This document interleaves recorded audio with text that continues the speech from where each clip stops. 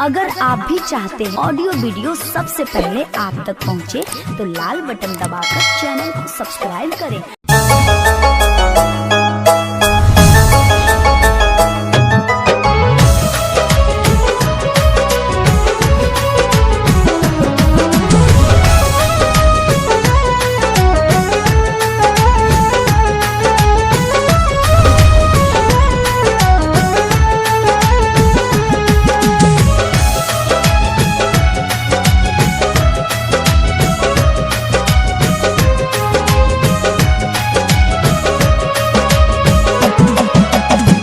जाए जान जा तो हर नई खे जरूरत, जाए जान जा तो हर नई खे जरूरत।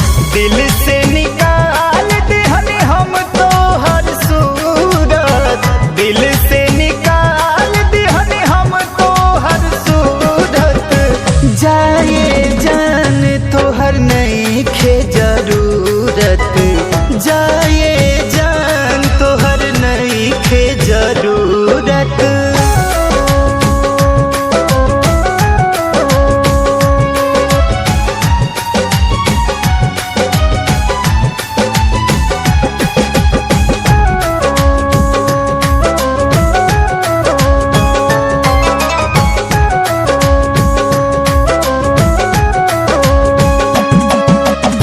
लेके दर्द दिल में जीने अब हम हो, अखिया न रोई कबो याद करके गम हो।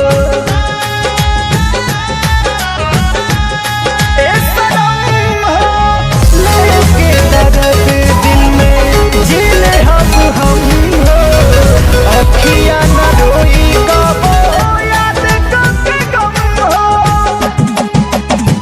मायूस न होई हमारा मनवा के मूरत, मायूस न होई हमारा मनवा के मूरत।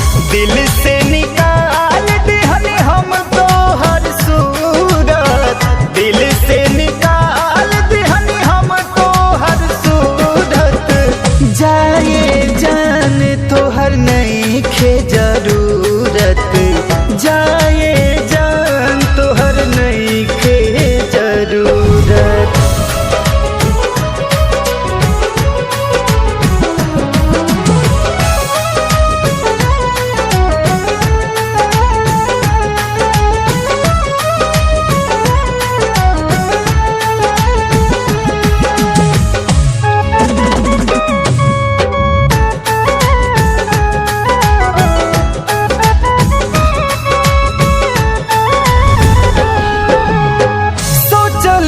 रही कबो करबू बेवफाई, विनय निर्मल के तो जाइबू भुलाई।